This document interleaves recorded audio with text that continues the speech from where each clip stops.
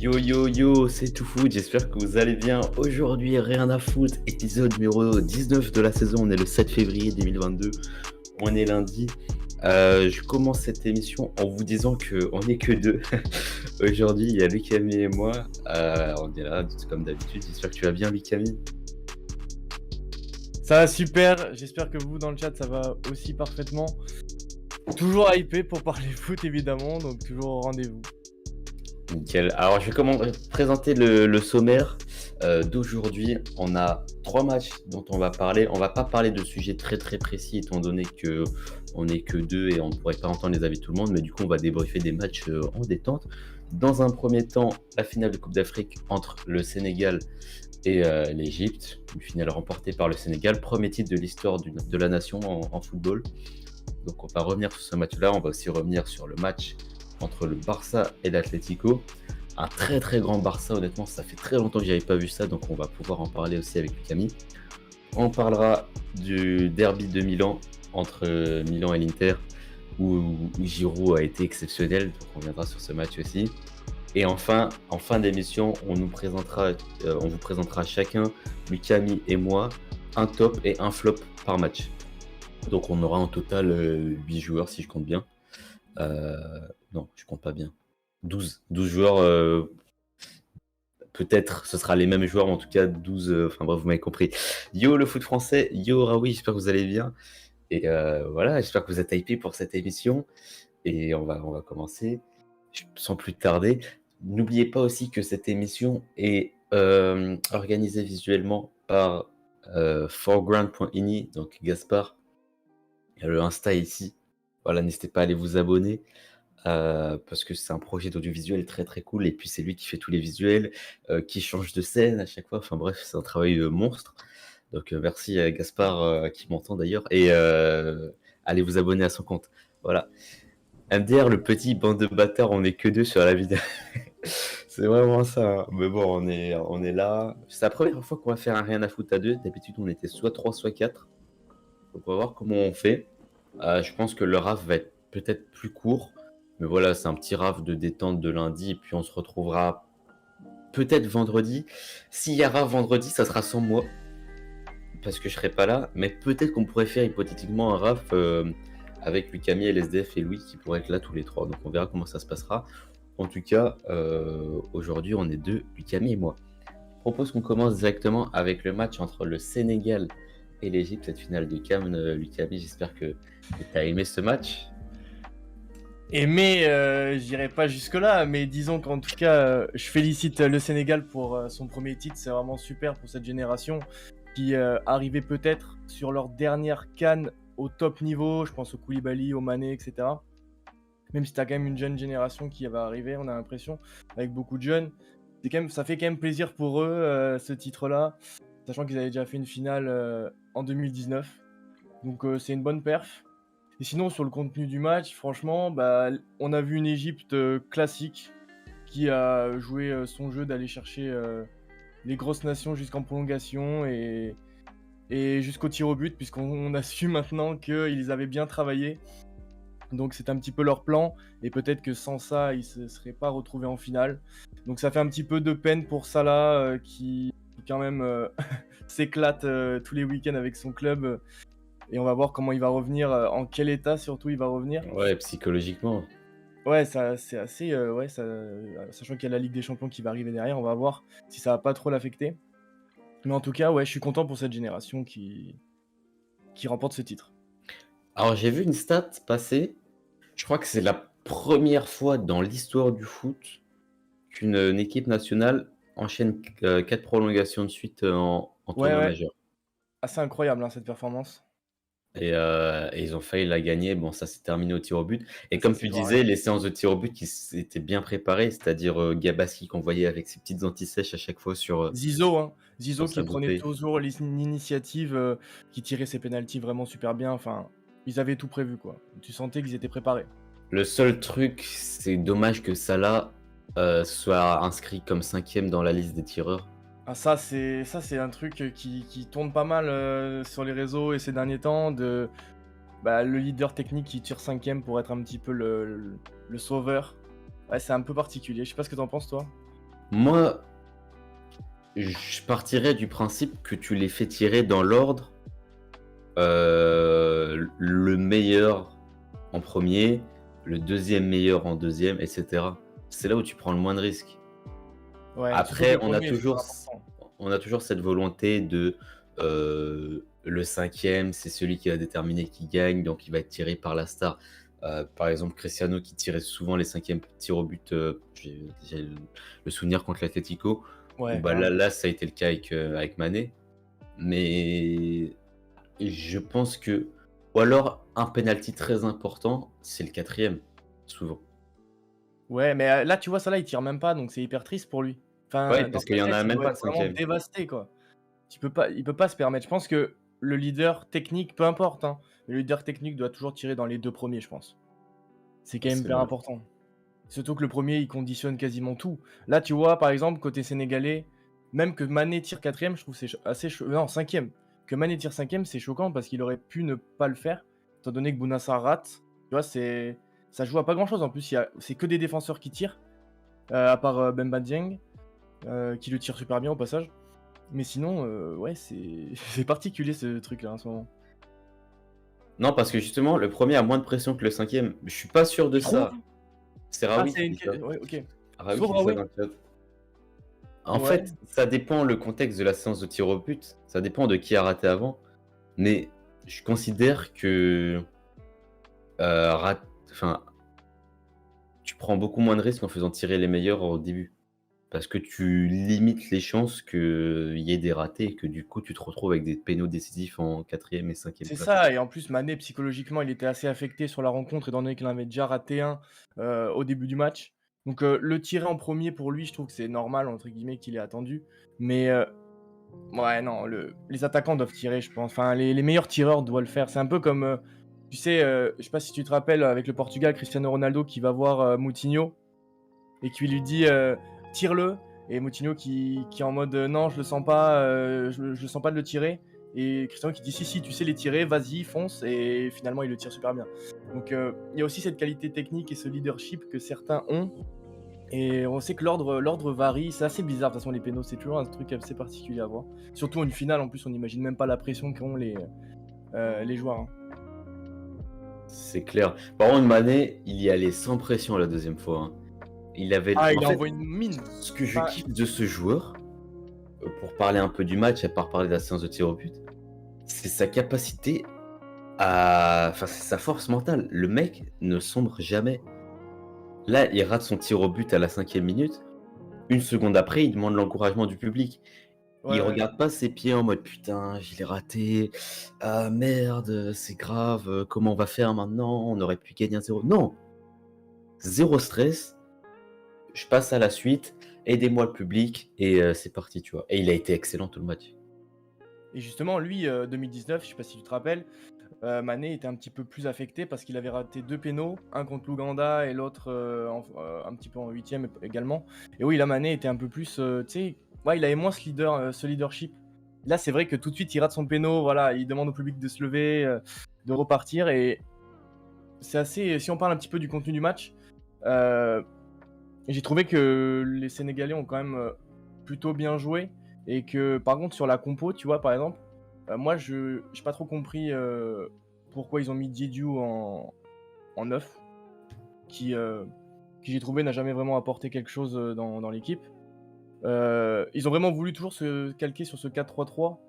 Et c'est vrai que tu vois qu'il manque quand même un certain leader au milieu de terrain qui fait monter le ballon. Tu vois, Mané essaye de le faire, mais c'est pas Et vraiment il le part de meilleur trop loin. rôle, quoi. Ouais, c'est ça. Et il est pas assez aidé, alors qu'Ismaël Assar, par exemple, lui a quand même essayé de faire quelques dribbles, quelques provocations au début, et c'était assez intéressant. Ouais, j'ai beaucoup aimé aussi Nampalys Mendy, hein, quand même. Il a fait un gros Ah match, ouais, je trouve.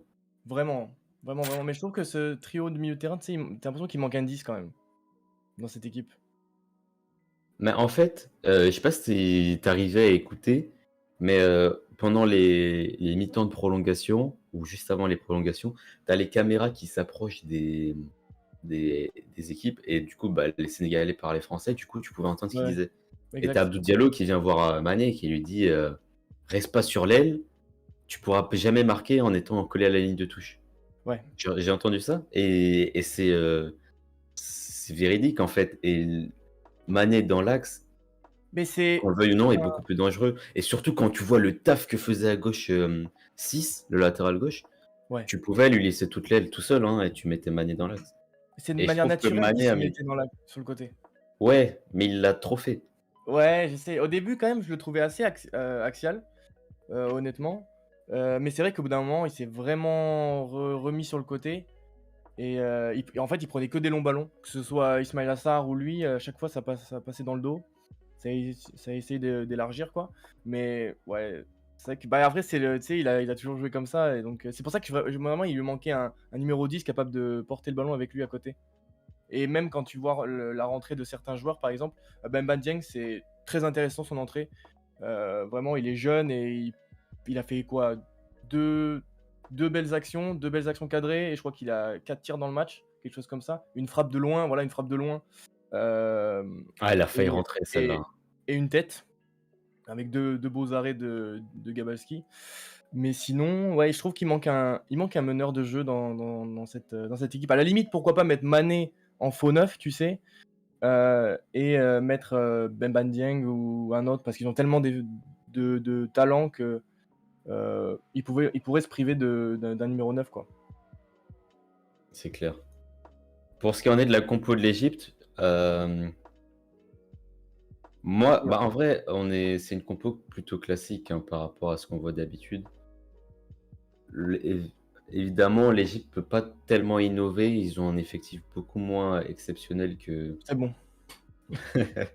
beaucoup moins exceptionnel que le Sénégal sur le papier Ouais, bah oui. et et dans le match, là où je trouve le Sénégal a été très fort, c'est sur Salah, hein. Salah, il a été invisible. Ah, il a été cadenassé, même s'il a trouvé quelques fenêtres de tir à des moments. Grosse parade de Mendy, hein, dans cette lucarne au premier poteau, quoi, sous la Ouais, barre. celle-là était pas mal. Et aussi une tentative de dribble, avec une frappe un peu écrasée.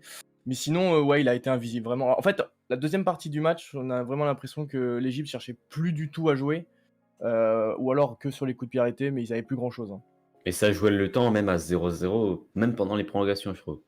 Ouais, vraiment, prolongation pure. Ouais, ils ont essayé de jouer un petit peu, et Salah, en fait, Salah, il avait tellement de mètres à faire avec le ballon, parce que là, l'Égypte jouait tellement bas, heu, que, bah, c'était trop compliqué pour lui. Et il était toujours en 1 contre 3, c'était injouable, je trouve, pour Ouais, ouais. Salah. Alors que Puis Mané était, même dans l'effort défensif, je trouve Mané était vraiment au-dessus. ouais, Tu c'est le vrai. voyais parfois revenir dans ses 15 derniers mètres pour aller chipper le ballon des Égyptiens alors qu'on était en prolongation. Ce que Salah n'a pas fait, je trouve. En termes d'implication, j'ai trouvé Mané beaucoup plus impliqué dans le match. Ouais, alors Après, ouais, c'est c'est vrai. vrai qu'il avait moins à courir étant donné que son équipe avait le ballon. Disons que oui, en fait, j'avais l'impression qu'il se limitait que pour le but. Il gardait ses forces, en fait, pour être vraiment frais et ouais, et lucide, en fait, devant l'action, quoi. On peut, bah, en vrai, c'est un peu un accompli pour le Sénégal. Après 2 finales, perdues en 2002 et en 2019, il me semble, contre, contre le Cameroun en 2002, en 2019 contre l'Algérie. Et là, enfin, une victoire. Bon, cette fois-ci au tir au but, c'est un peu un accomplissement. C'est le premier trophée de l'histoire de la nation, donc C'est j'imagine que énorme. ça doit être la fête toute la semaine là au Sénégal. Donc, Mais c'est pas impossible que je crois que d'ailleurs c'est ça, mais je crois que le Sénégal a mis ce jour, férié. ah ouais? Ouais, 6 février férié? c'est assez incroyable, et d'ailleurs, pour la petite anecdote, Aliou Cissé, le coach, je sais pas si vous l'avez entendu, mais il était capitaine de l'équipe lors de cette première finale en 2002 perdue, et c'est lui qui rate le penalty, décisif. Donc là, en fait, tu avais l'impression que dans le scénario que ça allait le Sénégal était maudit, que ça allait revenir encore une fois, sur une défaite, mais finalement, voilà, la boucle s'est bien terminée, mais c'est marrant de le souligner. Et puis moi, j'ai envie de parler d'Edouard Mendy parce que, contrairement à Gabaski, il a quasiment rien à faire dans le match C'est vrai. et il aurait pu être surpris. tu as cité par exemple l'action de Salah où il met une grosse frappe en lucarne, 1er poteau, Mmh. où ça aurait été pas impossible qu'il soit pris à contre-pied et qu'il anticipe au deuxième, tu vois? Ouais. Et hyper, lucide dans toutes les actions, sauf une fois sur un corner, il me semble, il a pas trop réussi à attraper le ballon, mais Ouais. sinon, Edouard Mendy, trop fort, hein. Il avait même une dernière parade à faire, vers la fin dans les prolongations où les Égyptiens combinent bien autour de la surface. Il y en a un qui arrive à un petit peu décrocher une frappe, mais elle est vraiment forte et sur lui, sous la Ouais. barre, il arrive à te claquer une bonne claquette. C'est vraiment, ouais, voilà, comme tu dis, il a été vraiment lucide, tout le long du match parce que c'est vrai que quand tu as pas, 30, occasions qui arrivent sur toi, bah, c'est compliqué d'être dedans, quoi. Moi, j'ai le souvenir, bah, sur la séance de tir au but, il part à contre-pied un moment, sur un tir égyptien et le ballon va sur le poteau Oui, et revient sur lui et là, il baisse la tête pour éviter de mettre le c'est celle-ci, incroyable tu ce vois? réflexe quand même. Ah ouais, alors que le ballon, il va super vite, quoi. C'est Donc impressionnant, il a toujours ouais, toujours le regard sur le ballon parce que ça aurait pu très bien rentrer et enfin le percuter dans le cou et que ça rentre derrière. voilà. C'est dingue.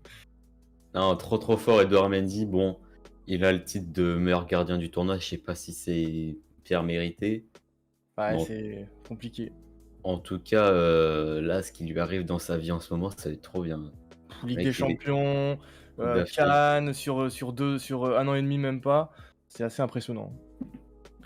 Donc là, ouais, il a tout pour kiffer et je pense qu'on peut tous être d'accord sur le fait que c'est le meilleur gardien du monde maintenant. En tout cas, il est dans le top 2, je pense. C'est clair. Non, c'est clair. Il est au sommet. Et puis niveau titre là, il peut plus dire grand chose, quoi. Alors, tu as évoqué un truc, sur le retour de Salah à Liverpool. Moi, j'ai Ouais. peur parce que émotionnellement, il doit être probablement, On a vu, il pleurait avant que Mané tire. ah ouais? Ouais, il a une scène où il a vraiment tu sais, les mains comme ça avec le maillot et il sait déjà que Mané va marquer, tu l'impression. Enfin, il est vraiment à bout, quoi. C'est horrible et puis tu as même, bah, tu Mané après qui en conférence de presse parle. Alors il dit: «Bon, j'espère qu'en 2023, il la gagnera, et qu'il aura une dernière chance, nanana». Mais c'est grave triste pour lui en vrai qui joue, 4 prolongations de suite, en ayant tout l'espoir du pays sur ses épaules. Ouais, Heu, vraiment. c'est la seule star de l'équipe, contrairement au Sénégal où ils sont plusieurs quand même, à être connus, dans le monde entier. En Égypte, il est tout seul et après autant d'efforts et tout, retourner à Liverpool et devoir aller jouer la Champions League C'est la sûr. semaine prochaine, ça risque d'être compliqué. Surtout que lui, c'est sa deuxième finale perdue avec 2017 contre le Cameroun. Ouais, C'est peut-être l'une des dernières fois où il va être au top, on sait pas, hein, il commence à être assez âgé. Bon, je pense pas, hein, je pense qu'il en aura au moins une dernière, à un niveau très correct. Mais c'est vrai que c'est attention quoi, bah, ça peut faire un petit peu une Messi, tu sais, qui rate sa Copa, sa Copa, sa Copa et au final, peut-être qu'il va la remporter un jour, mais là, quand tu vois l'effectif autour, tu te dis que ouais, c'est peut-être sa dernière chance, hein. c'est clair. Ah et Mané aussi, c'était sa deuxième finale en vrai. S'il l'avait perdue, Ouais. ça aurait été la même chose, Ah, c'est termes dur, hein. Ouais, c'est dur. mental. Donc c'était soit l'un, soit l'autre, mais ouais, l'image là, fois, Salah qui pleure avant que Mané tire, pouah, j'avais pas vu ça. Et puis Mané qui va réconforter Salah après, une fois qu'il tire son pénal. Enfin, Oh, c'est normal, hein. tu sens que les 2, il va y avoir quelque chose. En plus, ils se retrouvent tous les 2 encore, hein, pour la qualification à la coupe du monde, en mars. C'est franchement, ils vont jou ces 2-là, c'est dingue, hein, quand même, leur histoire. Voilà, en tout cas, je pense qu'on a fait un peu le tour sur, ce premier match. Bon, le fait qu'on soit 2 évidemment, on a moins de points de vue, donc ça va aller un petit peu plus vite. Ouais. Je sais pas si tu as envie de rajouter quelque chose, mais j Non, franchement, je pense que juste félicitations à cette génération, encore une fois, trop et on content. reviendra sur nos top flops de ce match en fin d'émission. Voilà. Exact. 2e match, Barça Atlético. Le titre qu'on a choisi, c'est «Enfin un grand Barça», grand avec des guillemets, mais honnêtement, on aurait pu choisir d'enlever les guillemets parce que le Barça était exceptionnel, aujourd'hui. Moi enfin aujourd'hui, hier du coup. Moi, j'ai été grave impressionné parce que honnêtement, ça doit faire 3 ans et j'ai pas vu le Barça jouer aussi bien. Alors peut-être c'était plus efficace il y a peut-être 2 ans encore où l'époque où Messi marquait 40 buts par saison. Mais là, en termes de football, c'était phénoménal. Je sais pas ce que tu en penses? Moi, j'ai bien envie de commencer, Lucami. Je t'en prie. Mais déjà, un truc sur laquelle j'avais envie de revenir, alors j'en ai fait une vidéo dans la foulée qui est sortie sur ma chaîne, hier soir, donc je l'ai déjà dit en vidéo. Mais un truc qui m'a choqué, c'est Adama parce que, quand je le regardais en Première Ligue, honnêtement, j'étais toujours en mode: «On souffle», tu vois? Genre OK, il court vite, mais on souffle. C'est pas efficace. Là, en termes d'intensité, d'implication, motivation et efficacité, il y avait tout, quoi. Et c'est pas face à n'importe qui, c'est face à l'Atlético. On sait tous que défensivement, bon, même si cette saison c'est un peu bancal, historiquement, c'est pas rien, tu vois? Et quand tu le vois bouffer de vitesse, que ce soit Hermoso, Carrasco, à chaque fois sur le côté droit, toujours à être décisif pour caler les centres, d'ailleurs le but de Gavi, c'est tout un travail d'Adama.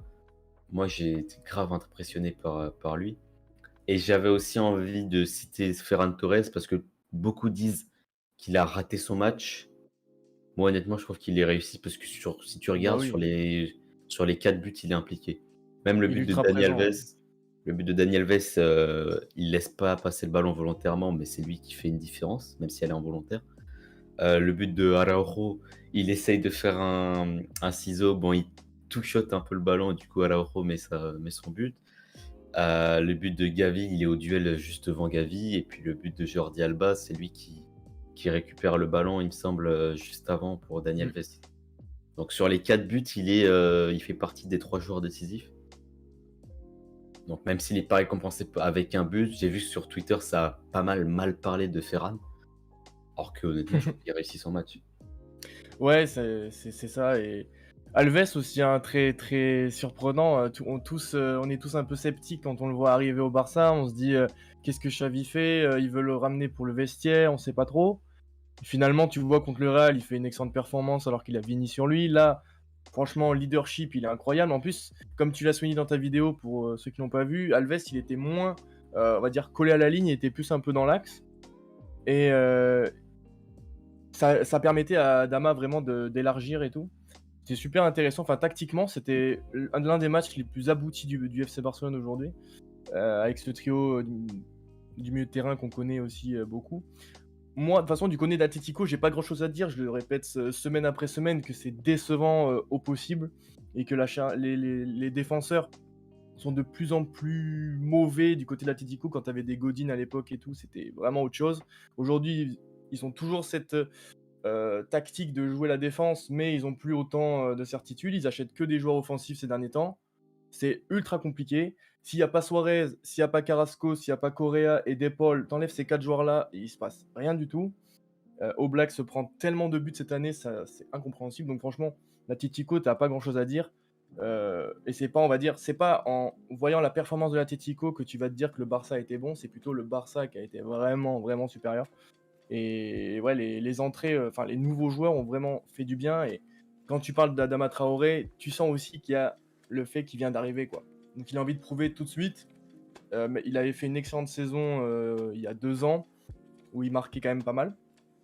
Et la saison dernière et celle-ci, elle est vraiment beaucoup plus compliquée pour lui. Il est vraiment moins en vue, et c'est aussi du fait que les Wolves sont moins proches du top 5.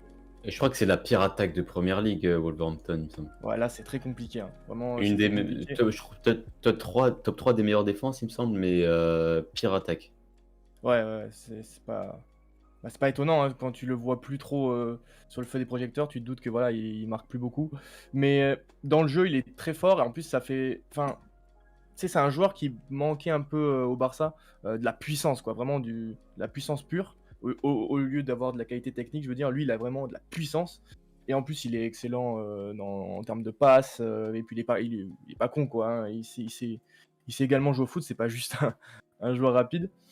Donc ouais, il convient bien finalement au Barça, même pour ceux qui étaient sceptiques. Mais attention, enfin moi je veux mettre une attention, c'est pas parce que tu vois ce match que tu vas te dire que le Barça, ça y est, ils vont peut-être repartir et tout. C'est clair. La culture de l'instant, faut prendre les choses au jour le jour, et et se dire qu'il y a quand même des gros problèmes défensifs et qu'on va dire qu'ils se prennent quand même 2 buts sur le match.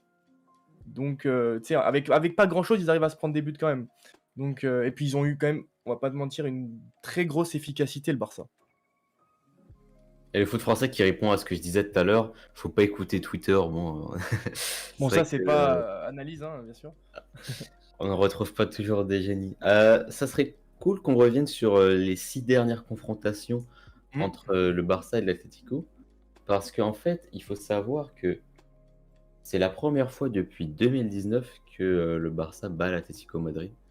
Alors, on a là les dernières rencontres. Le 1-0 pour le Barça à Madrid, c'était en 2019. Et après, on se retrouve sur un 3-2 pour Atlético, 2-2, 1-0 pour l'Atlético, 0-0. Et puis en début de saison, là, 2-0 pour l'Atlético. Ouais. On pouvait pronostiquer sûrement, encore une fois, un nul ou une victoire de l'Atlético. Et quand je vois qu'il y a 4-1 à la 60e minute, c'est le résultat le plus unexpected qu'il aurait pu avoir, je trouve. Ouais, c'est assez incroyable, hein. Mais c'est aussi une grande efficacité, hein, je pense. Quand tu vois le but de Jordi Alba, quand tu vois que Gavi met une tête, heu, En plus, elle est un peu contrée par oui, Versalco, je crois, à la tête. ouais, et puis Oblak est pas exemple de tout reproche, hein, sur le match. On va dire qu'il est pas, enfin, c'est pas le grand Oblak, quoi. On sent que ça joue un peu sur, son mental ces dernières semaines, ces derniers mois même. Mais c'est vrai que ça fait plaisir pour le moral, pour le collectif et tout, hein. Là, c'est impeccable, hein. C'est clair. Je pense qu'on peut commenter un petit peu les compos, surtout celle du Barça, en fait, parce Ouais, que euh, moi, j'avais un truc que j'avais remarqué dans le 11 du Barça, c'est qu'on se retrouve avec, là, sur la compo de base, 4 joueurs qui n'étaient pas là à la rentrée. C'est-à-dire Pedri, ouais, qui est blessé en début de saison, alors qu'il était, bon, on connaît tous Pedri maintenant. Alves, qui est arrivé en cours de saison. Et puis Ferran Torres et Adama Traoré, qui sont arrivés là pendant le mercato d'hiver. Donc on se retrouve avec une équipe très très différente à d'habitude. On pourrait même rajouter Aubameyang qui est rentré en fin de ouais. match, qui n'était pas là à la rentrée non plus. Mais c'est vrai que c'est là où on pourrait retrouver finalement la raison de l'écart de niveau entre le Barça de début de saison et le Barça d'hier. C'est que c'est pas les mêmes joueurs non plus. En termes d'envie, tu as parlé d'Adama Traoré. Ouais, Mec, ça il joue a, énormément, je pense. il a la motivation de Dembélé dans chaque orteil. C'est un truc de fou, hein. Il est tellement plus impliqué. Même Euh, Alves, je trouve. Alves aussi, Même Ferran. Alves il apporte vraiment quelque chose. Dest, on n'a jamais vraiment dit que c'était un mauvais joueur, mais Sergino Dest, il manquait vraiment d'expérience. Peut-être c'était trop tôt pour ce niveau-là, ou en tout cas pour ce qu'on lui demande de faire. Et un Alves devant lui, c'est vraiment intéressant parce que lui va pouvoir progresser, il va pouvoir apprendre d'un joueur ultime comme lui. Et en même temps, en termes de titularisation, bah, il fait le taf, quoi, comme jamais. Et il apporte énormément. Là, il apporte un but, une passe D sur ce match-là, même s'il prend un carton rouge, mais bon, Il a fait le grand chelem, hein. il a tout fait, c'est ça, mais on lui en veut pas. Euh, Non, il apporte vraiment quelque chose, une sérénité dans cette défense. C'est assez fou de dire ça. Et puis aussi Pedri, hein, qui apporte quelque chose, je trouve. Pedri, peut-être aussi l'élément manquant de ce milieu de terrain avec Gavi, tu sais, t'as l'impression qu'il y a vraiment une grosse connexion. Bah, en fait, c'est vrai, Pedri, il avait souvent tendance, Koeman, à le faire jouer milieu central à gauche, dans le 4-3-3, un peu comme Mm. l'était Iniesta, tu sais. Ouais, Là, aujourd'hui, il était milieu central à droite. ouais, Et l'autre je, côté. et je trouve ça plus intéressant, étant donné que avec les montées d'Adama, et je pense que tu as les mêmes avec Dembélé, tu as besoin de quelqu'un qui compense à droite. Et étant Ouais, donné que Dani Alves rentrait pas mal intérieur aussi, je trouve que Pedri, ce qu'il arrivait bien à faire, c'est couvrir Carrasco quand, ouais. Adama montait sur son côté droit et Et quand Thomas Lemar, Alves n'était pas ouais, forcément là. Thomas Lemar aussi. Thomas Voilà. Lemar qui était assez proche de lui, ouais, ouais, il contenait très bien, ouais. Et étant donné que Gavi est là, il est ailier gauche sur la feuille de match et qu'on sait tous que c'est pas un ailier qui va rentrer, si tu rajoutais Pedri de son côté, ça aurait été pas forcément utile d'avoir les deux côte à côte dans cette attaque-là. Là, mettre Ouais, c'est vrai. Pedri de l'autre côté, moi je trouve ça pas mal. Et j'ai pas le souvenir d'avoir beaucoup vu Pedri en milieu à droite J'ai toujours vu un Ouais, peu à gauche. surtout Et qu'en plus, il tire pas beaucoup.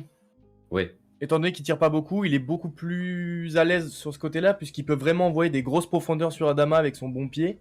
Alors que c'est vrai que s'il est de l'autre côté, soit il oriente sur l'ailier côté gauche avec son pied gauche, soit alors il est obligé de rester aux abords de la surface, d'essayer d'écarter un petit peu, de temporiser. C'est vrai qu'il est bien sur ce côté-là, je suis d'accord avec toi. En plus, étant donné que Alves revient dans l'axe, ça ajoute vraiment. Il y a une tactique, il y a une grosse tactique de ce côté-là. Et bah, c'est vrai que c'est intéressant pour la suite. On va surtout voir en fait ce Barça-là, c'est intéressant de le voir dans un match avec un petit club en face. Pour voir s'ils sont capables de reproduire une performance face à des petits. Parce que c'est vrai que là, t'es motivé quand même. par contre, s'il faut parler un peu négatif, c'est que la défense, on souffle toujours autant. Quand tu vois qu'en 2 passes, Carrasco, il met un but, Bah, au bon, début du match, tu t'as pas le même discours, hein. c'est-à-dire? Au début du match, quand tu vois Carrasco qui marque, tu te dis pas le match il est. Tu sais, tu te doutes pas d'un 4-1 derrière quoi. Ah Tu te oui, dis, voilà. tu te dis le match pour. Ah oui, d'accord, super. Donc c'est vrai Surtout que qu'en c'est pas fait, fou. moi, je me suis dit: «Ils vont s'effondrer, mentalement». Ça fait 20 Ouais, minutes qu'ils dominent et il suffit de 2 passes et ils se prennent un but. Donc je m'attendais à ce que ce soit dur. Au final, ils ont bien réagi, mais même, sur les corners, ils sont souvent hmm, battus. Le but de Suarez, ça vient de là aussi. Il se retrouve complètement tout seul face à ter Stegen. Il y a ouais, toujours un gros problème défensif et moi, j'attends le jour où le Barça recrutera un défenseur central c'est clair. parce que ça fait longtemps là. Bon, il y a eu Eric Garcia, Mais c'est mais pas il est celui-ci, vraiment pas ouais. au top. Donc ouais. Moi, j'étais vraiment contre la recrue de Adama, je vais être honnête. À la base, finalement, ça se passe bien, mais pour moi, la priorité, c'est vraiment la défense Après, c'est un centrale. début, hein. C'est un début, c'est un peu comme Depay. Au début, c'est fou et après, ça se calme énormément. On sait jamais avec ce genre de joueur. En fait, c'est un joueur que tu as l'impression qu'il marche énormément par la confiance.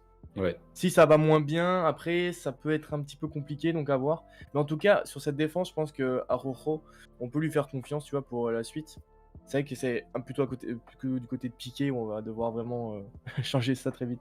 Ouais, Piqué, ça serait pas mauvais, je Et pense qu'il moi, arrête, je le redis, un gardien. Moi, je le redis, hein, il faut que Ter Stegen change d'environnement.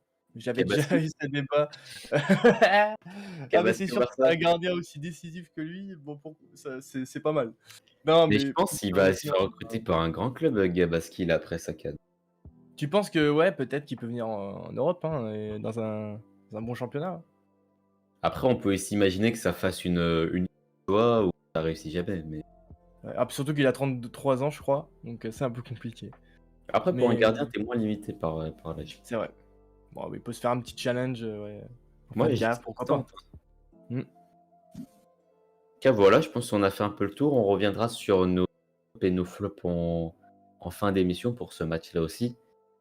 Et puis enfin, vous voyez la couleur du maillot de Camille, je pense que vous imaginez. Aïe, aïe, aïe, aïe, aïe, aïe, aïe, j'en avais pas trop parlé au début parce que c'était exceptionnel et on va pas trop se vanter, hein, parce que on fait une première mi-temps assez dégueulasse. On se fait carry par un Mike Maignan qui sera bien sûr le nouveau numéro 1 après la Coupe du Monde, on l'espère, devant Hugo Lloris qui... Enfin, Mike Maignan, c'est incroyable comment il a fait oublier Donnarumma. Plus personne n'en parle de ce gardien. C'est un truc de fou, alors que pourtant, il sortait de l'académie. Il avait 19 ans, il commençait à jouer en pro, même plus jeune encore. Et c'était incroyable. Et là, Mike Maignan, il arrive, il est installé direct. Et sur le match, donc, oui, si on récap un peu, grosse domination de l'Inter. On arrive à repousser un petit peu le but au plus tard possible. Erreur défensive sur Perisic. Bon, voilà. Ça pardonne pas, hein, qu'on ait la patte de Perisic. Il réagit super vite, hein, je trouve, Perisic sur son but. Parce qu'il voit pas forcément Euh, le ballon arriver et son plat du pied, il le déchaîne. Il le bah, je déclenche trouve qu'il très est vite. quand même assez. Enfin, il est seul, quoi. Ouais, c'est vrai aussi. Je veux dire, normalement, à aucun moment il a le temps de contrôler enfin, ou de mettre un plat du pied direct. Mais oui, ça pardonne pas. Tu laisses un joueur de cette qualité-là tout seul, c'est compliqué. Et après, on va voir le Milan qui va quand même un petit peu revenir dans le match. On a l'impression que l'Inter va reculer en seconde période, c'est assez étrange. Mais ils vont un petit peu laisser le ballon. Et puis, Monsieur Olivier Giroud. Non mais s'il vous plaît, que tous ceux qui ont dit que ce mec n'est pas technique, qui revoient un petit peu leur analyse, parce que Giroud, dans tout le match, il te fait des déviations, du genre d'une touche de balle, il est vraiment très très fort, et là, sur l'action, on a l'entrée de Brahim Diaz qui rapporte énormément de fraîcheur, et qui c'est qui se retrouve là comme un numéro 9, un renard des surfaces tel Inzaghi, c'est monsieur Olivier Giroud qui se jette pour égaliser. Incroyable. Là, on est debout, hein, on est debout. Le match nul, on prenait 100%, et qu'est-ce qui se passe 2 minutes après? Là, on est plus debout, on est à poil. Olivier Giroud qui te cale une talonnade, mais s'il vous plaît, s'il vous plaît. Après, il y a une erreur de main d'Andanovic, certes, mais monsieur OG9, monsieur OG9, c'est un soldat incroyable, et même s'il était derrière Zlatan dans la hiérarchie, tu vois que ce mec-là, dès que tu donnes un minimum de temps de jeu, eh, il répond présent, que ce soit en Europa League ou en Ligue des Champions, où il te cale des buts sur but. Et ce mec-là, en fait, on se rend pas compte, mais dans sa carrière, son histoire est incroyable. Il est partout. Et là, il a son empreinte dans le derby de la Madolina, là. C'est assez incroyable. Je sais pas si tu te rends compte. En fait, il est dans toutes les histoires, hein, au final. Mais c'est ce que je disais, je crois que j'ai discuté de ça avec vous en off. Tu sais, je l'ai dit en live, je sais plus. Mais tu montres à un mec qui connaît pas le foot les meilleurs moments de Giroud, il peut penser que c'est le meilleur joueur du monde, tu vois. Dans 50 ans, tu montes des compilations de buts de Giroud, c'est Zidane. C'est le nombre de moments qu'il a eu. Mais les buts qu'il a mis, tu te rappelles de ses ailes de pigeon, de ses buts de fou furieux, et il a son empreinte dans tellement d'endroits. Non mais c'est assez incroyable. Moi, j'ai envie qu'on affiche la compo de Milan parce que j'ai envie de parler d'un mec. Bon, évidemment, analyse, hein, ça fait longtemps qu'on en parle de ce gars-là. Si la compo s'affiche du Milan AC, voilà. Théo Hernandez, exceptionnel. Ah ouais. Moi, j'ai le boss surtout dans le match. C'est une action où on est en fin de match. Il récupère le ballon quasiment dans sa surface.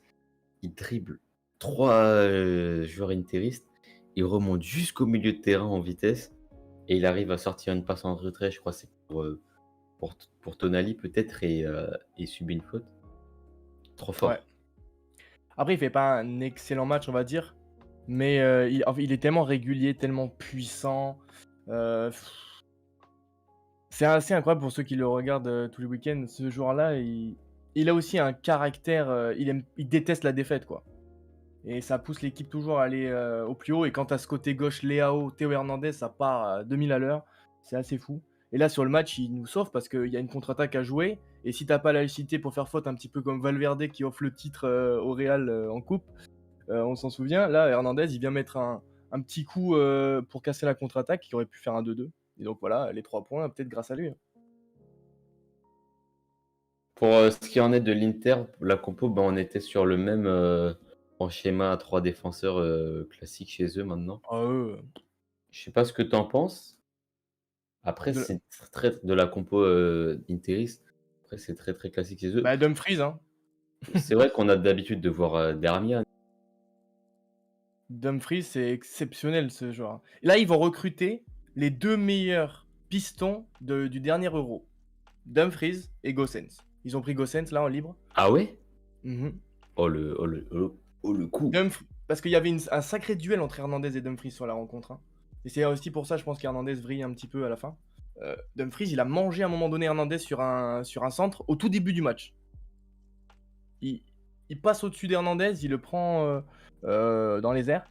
Franchement, ce piston-là est exceptionnel. Il est puissant, il est rapide. En plus, il est vraiment très intelligent. À un moment donné, il y a une action où au lieu d'aller prendre le couloir pour faire un appel, il va dans l'axe, un petit peu comme ce qu'on disait d'Alves.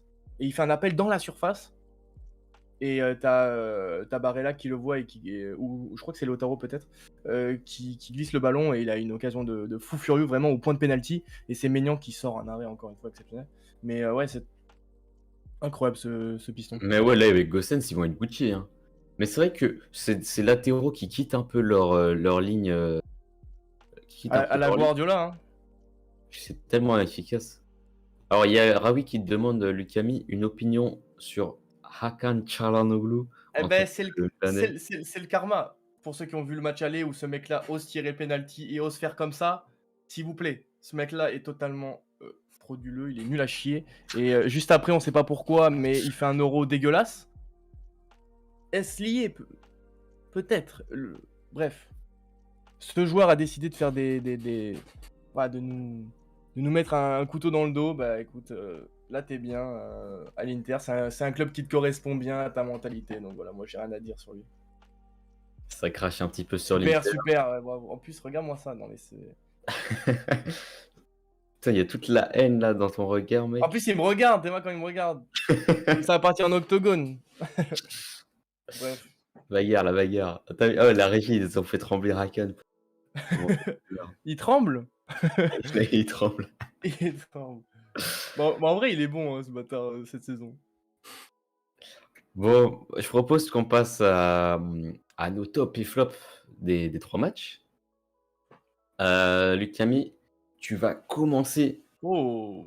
tu vas commencer avec ton top et flop de Coupe d'Afrique, après on fera mon top et flop de ah non, parce qu'ils s'affichent tous en même temps.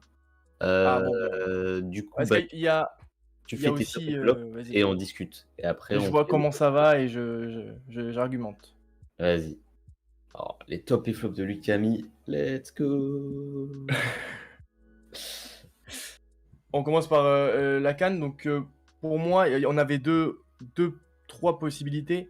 C'était avec ça, c'était pour les événements après. Donc, pour les joueurs, évidemment, pour la finale, je vais mettre Abou Gabal, donc Gabalski, dans les cages, forcément, qui a un petit peu le rempart qui aurait pu ne pas faire de prolongation pour l'équipe de l'Égypte. En plus, il est deuxième gardien sur la compète, donc franchement, c'est fou, hein, un petit peu son scénario. Aboubacar forcément sur la petite finale, étant donné que c'est grâce à lui que tout l'énergie du Cameroun revient pour aller chercher cette égalisation en fin de match. C'est assez dingue, et il est meilleur buteur de la compète, et comme on l'a dit plus tôt, il bat le record du nombre de buts. Alors sur le match du Barça et de l'Atlético, j'ai énormément hésité parce qu'il y a pas mal de personnes qui auraient pu y être. Mais j'ai pris Gavi parce que c'est un joueur que moi personnellement je parle pas beaucoup, et je le trouve vraiment fantastique. Je le vois jamais faire un mauvais match. Euh, et là cette fois-ci en plus il a une petite statistique pour lui, donc c'est intéressant, but de la tête. Enfin voilà, moi j'adore ce joueur et j'ai hâte de voir sa progression. Et pour le derby, bon ben Olivier Giroud bien sûr, hein, qui prendre encore plus de place dans son histoire et qui met de son empreinte, comme je l'ai dit, le derby milanais. Moi, bah, évidemment, je peux pas te contredire là sur les tops. Même pour le Barça. Gavi, bon, tu verras que j'ai mis quelqu'un Il y en a d'autre, d'autres, hein, mais pour moi, c'est. mais c'était facile de mettre quelqu'un d'autre aussi. Maintenant, Gavi, c'est vrai, tu regardes, je crois il a mis 2 buts pour l'instant en carrière. Moi, je le trouve fantastique. Franchement, à chaque fois que je le vois jouer, et encore une fois, en termes de passes réussites, en termes de, je sais pas. Ce mec-là, il y a 18 ans, je crois. 17. C'est dingue. 17. Il Oh aura là là. 18 en août. Donc, il a Fantastique, 17 pour un petit moment fantastique. encore. Fantastique. Et en plus, enfin, c'est les genres de joueurs qui viennent d'un petit peu de nulle part, tu sais. T'as besoin de ce mec-là, il arrive de nulle part, et c'est bon, tu peux compter sur lui. C'est un peu comme le Pedri l'année dernière, quoi. Mais lui, il est un peu différent encore. Il a encore quelque chose, tu sais, je sais pas. Il a une présence dans la surface en plus de Pedri. Euh, Il ose plus. ouais, il ose. Ouais, Pedri, il se retient trop, je trouve. c'est vrai. Il a ça en plus, il a pas peur. Peut-être aussi le fait qu'il soit jeune et qu'il soit un petit peu, voilà, pas Bah, encore Pedri étudié aussi. dans l'euphorie, quoi. En fait, moi, ce qui me frustre avec Pedri, c'est qu'il tente moins. Et pourtant, il a une bonne frappe, hein. Il a une bonne frappe, mais il l'utilise pas. Alors peut-être que de jouer dans la sélection, ça le bride un peu parce il a joué déjà tellement de matchs. Ouais, peut-être. Il doit être peut-être quasiment 100 matchs en carrière là, à Ouais. 18 ans. Donc peut-être il s'est déjà plus, on va dire, restreint et accoutumé aux autres. Mais Gavi, il reste tellement pour l'instant dans cette déviance par rapport au standard qui est génial en fait. Mais c'est ça, il a pas peur de prendre des risques et il ose, comme on dit, et il a pas froid aux yeux, voilà, donc moi je suis obligé de le mettre. On parlera pas de Lille PSG aujourd'hui, le français, et puis en fait, c'est parce que j'ai pas vu le match. Donc, je pourrais pas m'exprimer parce que je regardais la finale de Cannes hier Il y soir. avait beaucoup de matchs hier soir à la même heure, hein. C'est vrai que c'était un peu compliqué. Et puis pour Abou Gabal et Giroud, je suis d'accord. Bah, là, je pense qu'on peut afficher mes tops. Vas-y. C'est quasiment la même chose, hein. Honnêtement, c'est Ah pas ouais? discuté, mais Non? à part Gavi, c'est la même chose. Ah, Adama, ouais, je me doutais bien vu ta vidéo et tes réactions que ça allait être Gavas- Adama. Gavaski, évidemment, parce qu'il est exceptionnel sur le match. Je crois qu'il fait 8 ou 9 arrêts, si tu comptes pas les tirs au but. Ah ouais, c'est dingue. Tu regardes les tirs au but, à chaque fois, il sautait du bon côté. Ah bon, il avait sa petite anti-sèche, mais tu sais, Ouais. l'attaquant peut décider aussi de changer de côté un peu. Et Ouais, il me ouais. semble que sur les 5 tirs, il est pris qu'une seule fois à contre-pied. Bon, il en a sorti qu'un, mais extrêmement fort. Ouais, celui de Dieng en fait. C'est le seul où il se fait avoir. Adama, évidemment, comme j'ai dit, pour les mêmes raisons que j'ai dit tout à l'heure, pour moi, ça a été le Barcelonais le plus dangereux, ou en tout cas le plus en vue, parce que c'est facile aussi pour les ailiers d'être en vue quand ils sont en forme. Tu regardes Ousmane Dembélé, souvent, c'est lui qu'on voit le plus, même si c'est pas le plus efficace. Là, Adama, en plus d'être vu, il était efficace, donc trop fort. Et puis en termes de motivation, je m'attendais vraiment pas à ça. Et puis Giroud, c'est la réponse facile, mais, mais j'étais un petit peu obligé de le mettre.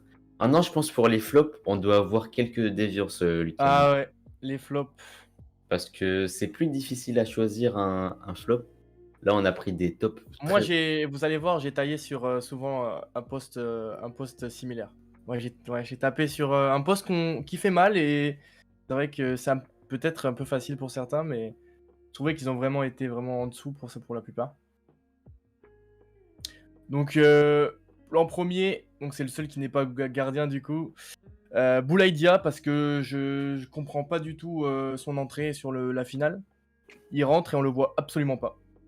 Tout simplement. Je sais même pas si vous vous souvenez qu'il est rentré. Parce que franchement, il a vraiment eu très peu de ballons. Ben Dieng, lui, il est rentré, t'as vu son apport. Boulaïdia, rien du tout. Donc j'étais obligé. Alors sur la petite finale, Onana, parce que c'est notamment lui qui Le provoque CSC, le ouais. CSC. Et globalement, il est pas très serein sur beaucoup d'interventions.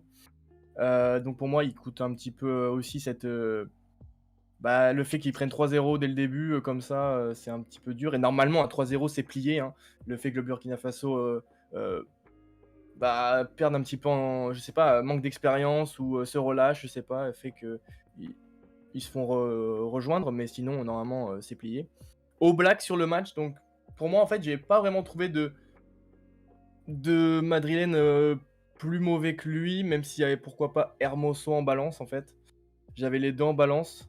Mais je te trouvais qu'au Black, en fait, c'est un petit peu à l'image de cette défense de l'Atlético qui est beaucoup moins sereine d'année en année. Et au Black, c'est un peu comme Ter Stegen, tu vois. Dès que le gardien est moins en confiance, tout de suite, ça se ressent. C'est un poste ultra clé comme un numéro 9. Et sur le match milanais, tous les Interistes ont fait un bon match globalement.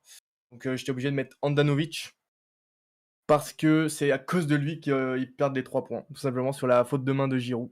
Donc voilà, Andanovic en plus c'est un petit moment qui pourrait arrêter le foot, on va pas se mentir. Il fait pas mal d'erreurs, ça coûte pas mal de points quand même à l'Inter. Et ils ont recruté Onana, donc on se doute bien que... En plus il s'est lié, hein, c'est parfait. Les deux, ils sont dans les flops. Les deux sont dans les flops, donc c'est parfait. Ok. 3 gardiens, hein. Tu t'es bien déchaîné sur les gardiens là. Ouais, j'ai tiré sur les goals.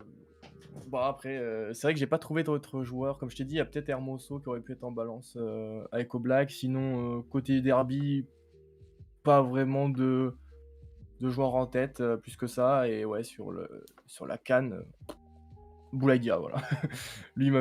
J'adore ce joueur et il m'a vraiment déçu. Alors, je pense que c'est à mon tour. Les 3 flops de tout foot. Alors, en fait, pour ce qui en est de la finale de Cannes, j'ai mis Salah Heu, en fait, c'est parce que je pouvais pas mettre la faute sur les autres dans la mesure où défensivement, c'était parfait partout. Le Sénégal a été vraiment supérieur et j'en ai trouvé aucun qui n'était en dessous. J'hésitais même à mettre dans mes top, 6 le latéral gauche. Finalement, je l'ai pas mis, mais Salah, en fait, parce qu'il a été invisible, mais en même temps, il est pas tellement coupable de ça non plus, hein. Il a été tellement bien, quadrillé et puis tellement seul aussi, dans l'attaque égyptienne que c'est un flop gentil. Ce que je reproche surtout, c'est, qu'il ait même pas eu son penalty à tirer, dans la séance de tir au but. Quand tu t'appelles Mohamed Salah et que tu es en finale, faut que tu t'arranges pour au moins en tirer un, tu vois? Et ça a pas été le cas. Donc forcément, déçu pour lui, mais obligé de le mettre dans mes flops. Comme tu disais, Lucami, tu as cité Hermoso dans tes potentiels flops. Moi, j'ai choisi de mettre Hermoso dans mon flop entre le Barça et l'Atlético qui s'est fait manger, je trouve, par Adama, de partout. Moi, j'ai du mal avec le fait de mettre Hermoso latéral gauche. Pour moi, c'est un défenseur central et il me semble que quand il était à l'Espanyol, c'est là qu'il jouait, même quand il est à l'Atlético et c'est très courant, en fait, qu'on voit Simeone le faire jouer en latéral gauche et moi, j'ai du mal avec ça parce que je trouve qu'il a vraiment un manque, technique pour ce poste-là et puis, pour les mêmes raisons que toi, Handanovic, dans le derby milanais qui fait perdre 2 points à l'Inter, sur sa mauvaise main sur le tir de Giroud. Voilà. Parfait, bah ouais, je comprends le choix Salah. C'est vrai que le fait qu'il ait pas tiré, ça va le ruminer pendant longtemps, hein. Encore une fois. Je pense qu'il en fait des cauchemars, hein. Ah là, Il doit être tellement frustré. on verra notre débat quand on parlera un peu Ligue des Champions lundi prochain, mais c'est vrai que j'espère que ça va pas le trop affecter parce qu'actuellement c'est quand même le meilleur joueur peut-être de l'année. Donc c'est triste. Ça Surtout peut la... que je trouve que enfin, c'est même pas comme Mané qui est pas tireur de pénaux. Salah C'est est celui qui tient à Liverpool, ouais. c'est lui qui tire à Liverpool et il en rate très, très peu. C'est vrai. C'est peut-être un des meilleurs tireurs de pénaux de le fait qu'il ait pas son pénau à tirer dans une finale, je trouve ça très frustrant, en fait. Ah, c'est ça, hein, c'est la frustration pure. Et après, ouais, sur Hermoso, voilà, je suis d'accord. Le poste de latéral lui convient absolument pas, hein. Trop peu technique. Mais ils avaient recruté en plus Renildo, hein, en mercato, mais ils l'ont pas testé. Je crois qu'il est rentré quand même. Il me semble qu'il est rentré. Et ouais, Ouais. gros problème défensif, hein. Pareil, l'Atletico doit remanier un petit peu sa défense parce que c'est assez compliqué. Là, si tu regardes un petit peu les derniers achats de ces dernières années, il n'y a pas grand chose. Quand tu regardais il y a quelques années, tu avais Philippe Luis, Godin, Jiménez et Juan Fran. Ça, c'était autre chose, tu vois. Ça passait Il y a pas. que, il y a que Jiménez qui reste et ça se voit. Il y a moins de chiens de la casse. Non, je me rappelle d'une super saison de Hermoso, c'était il y a 2 saisons avec l'Espagnol avant de rejoindre Il, l'Atlético, il jouait un petit peu plus. Enfin, c'était une défense à 3, il jouait un peu plus. mais il était central, tu vois? Ouais, central axe gauche, quoi. Donc ouais, un peu surpris et peut-être tu penses que c'est le moment de bouger, El Cholo? Bon, non. Non, Non? non, pour moi, c'est pas un problème du coach, hein. Quand il fait un tel travail avec son club, tu peux pas dire que c'est de sa faute. Je pense que c'est qu'il a vraiment pas le matériel pour jouer. En fait, lui, on a compris son ADN. C'est grosse solidité défensive et après projection rapide. On lui offre que des attaquants. Mais c'est Faites lui en qui doit sorte. choisir qui recrute. Je suis pas sûr en vrai. Faudrait peut-être se renseigner un peu plus sur leur mercato, enfin la direction, mais je pense qu'il doit y avoir un souci entre la direction et Cholo parce que je pense pas que c'est les joueurs qui demandent, tu vois. Sinon, il changerait un petit peu de tactique. Mais bon, j'en ai déjà parlé, je crois, dans le dernier RAF. Mec, moi je trouve ça scandaleux qu'un entraîneur ne choisisse pas ses joueurs, tu vois? Ouais, non mais je sais, mais ça on l'a dit plein de fois. Quand t'es Klopp, tu viens pour avoir toutes les clés, mais t'as des entraîneurs, t'as l'impression qu'ils ont pas tous les Ils ont pas tout, quoi.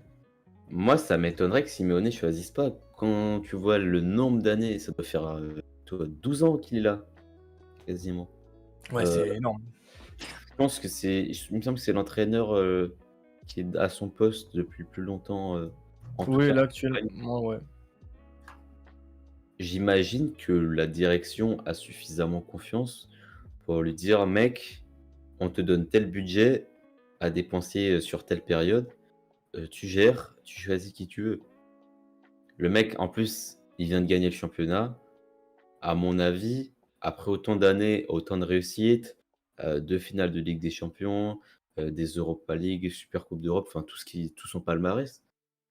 Je pense qu'il a les compétences pour choisir ses joueurs. Ouais, mais regarde, ils perdent Trippier, qui était un super joueur. Que franchement, il a rendu des super services au club. Ils font jouer Vrsaljko. Il a été vraiment très mauvais sur la rencontre. Il se Et fait il a bouffer jamais. par Gavi qui fait 1 m Et ouais, et il a jamais vraiment été titulaire à ce club-là. C'était toujours des prêts ou des je sais pas quoi. Ils ont recruté Daniel Vass. Il a pas joué. Donc ouais, tu comprends pas en fait. Je pense que si tu regardes le mercato des joueurs défensifs et que tu regardes un petit peu ceux qu'il y avait avant, mais tu vois qu'il y a un gap, tu vois, il y a un gap de talent. Et si Cholo veut continuer à jouer comme ça, faut qu'il ait d'autres joueurs, hein. Pourquoi pas, tu sais, un Koulibaly, ok, voilà, hein, ça serait autre chose. Parce que là, si on regarde le classement, au final, le Barça prend la 4e place Ouais, il passe devant. de l'Atlético. Ils reviennent à 2 points du Betis, Incroyable, hein. Qui perd contre Villarreal. qui perd contre Villarreal, je crois, 2-0. Ouais. Et du coup, le Barça est. En plus, c'est un match de moins que le Betis. C'est-à-dire qu'ils peuvent se C'est vrai. retrouver devant le Betis et 3e là s'ils gagnent leur prochain match. C'est le Rayo, je crois. Alors oui, le match en retard, c'est le Rayo et le Rayo avait déjà battu les 1-0 le Barça. Et ils sont Mais un petit peu moins bien, donc c'est prenable, quoi. le Rayo est moins bien et le Barça est mieux. Ouais. Après, tu avais aussi l'hypothèse je regardais le match sur beIN Sport et c'est Omar Da Fonseca qui parlait et qui demandait à Benjamin Da Silva, est-ce qu'il pense que le Barça peut aller chercher la Liga? Bon, je pense que c'est impossible. La Liga, non.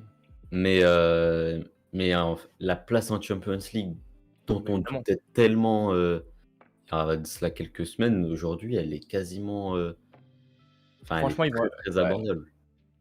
Là, je pense que ça va être dur pour déstabiliser ce groupe parce qu'ils sont tellement talentueux que en fait là ils sont à leur place. Je trouve que quatrième, troisième pour moi c'est leur place. Ouais. Et mec, moi, honnêtement, je vous dis, tu regardes le jeu de première mi-temps, ça gagne la Liga. Mais bon, c'est tout ce que c'est 38 Ah matchs non, et c'est pas un demi-match qui compte. c'est sûr. Mais c'était phénoménal, hein. Il faudra voir dans la continuité, comme je te dis, on sait qu'un championnat ça se gagne avec les petits. On Ouais. verra quand ils affronteront des petits ce que ça va donner. Bah, Je c'est ce pense que qu'on disait contre les avec gros, le Betis il y a c'est 2 ça. semaines. Quand les gros ils sont vraiment capables de faire mal, étant donné qu'ils vont être motivés, on va dire. Mais s'ils gagnent moins de matchs que le Betis au final, bah ils seront derrière, hein. Voilà, c'est clair. Et c'est ce qu'on avait remarqué avec le Betis qui perdait quasiment tous ses matchs contre ses adversaires directs, mais qui gagnait tous les autres. Donc ouais, moi j'ai hâte de voir plutôt le Barça contre une petite équipe parce que je vois que jusqu'à présent, ils ont très peu gagné contre les petits. Je crois qu'ils ont fait des grosses perfs contre Villarreal, La l'Atlético, la Sociedad. Mais sinon, ouais, contre les petits, pour le moment, soit c'est assez, soit c'est un 0, soit c'est voilà, soit c'est d'un but, soit ça se prend. Enfin, c'est à voir. En tout cas, voilà, je pense qu'on a fait un petit peu le tour. Très petit raf. Ouais, bah Euh, moi, David, pardon. Moins d'avis, moins de points de vue, et puis on était que deux, donc voilà, mais je trouve qu'on a fait notre petit truc tranquillement. J'espère qu'il vous a plu, c'était le 19e de la saison. Ouais, Euh, Moi, je pense qu'on peut potentiellement faire un raf vendredi sans moi. On verra comment on en discute alors, avec les autres. Sinon, on se retrouve lundi prochain. Et pour ce qui en est des réseaux sociaux de nos chroniqueurs, bon, ils sont pas là aujourd'hui, mais vous avez les réseaux de tout le monde dans la description, que ce soit La Science du Football sur YouTube qui fait des vidéos, je trouve, grave bien, honnêtement, sur surtout l'histoire du foot. Lucas a mis sur son serveur Discord qui nous organise tous les jours des petits pronostics foot. Louis qui sur Twitter nous donne tous les jours son avis sur quelques points de la société. Je pense que vous pouvez aller vous abonner, ça c'est drôle. Et enfin drôle ou pas, mais en tout cas c'est intéressant. Moi, sur YouTube, si vous connaissez pas Tout Foot, le lien est aussi dans la description. Et surtout, le régisseur sur Instagram, foreground.ini. Le Instagram est là. Il était en noir tout à l'heure, maintenant il est en blanc. Projet d'audiovisuel. Et les liens sont aussi dans la description. N'hésitez pas à aller vous abonner à son Insta. En tout cas, sur ce, c'était tout pour ce Rien à Foot. J'espère qu'il vous a plu. En tout cas, nous, on se capte très bientôt. Bye bye. Bye.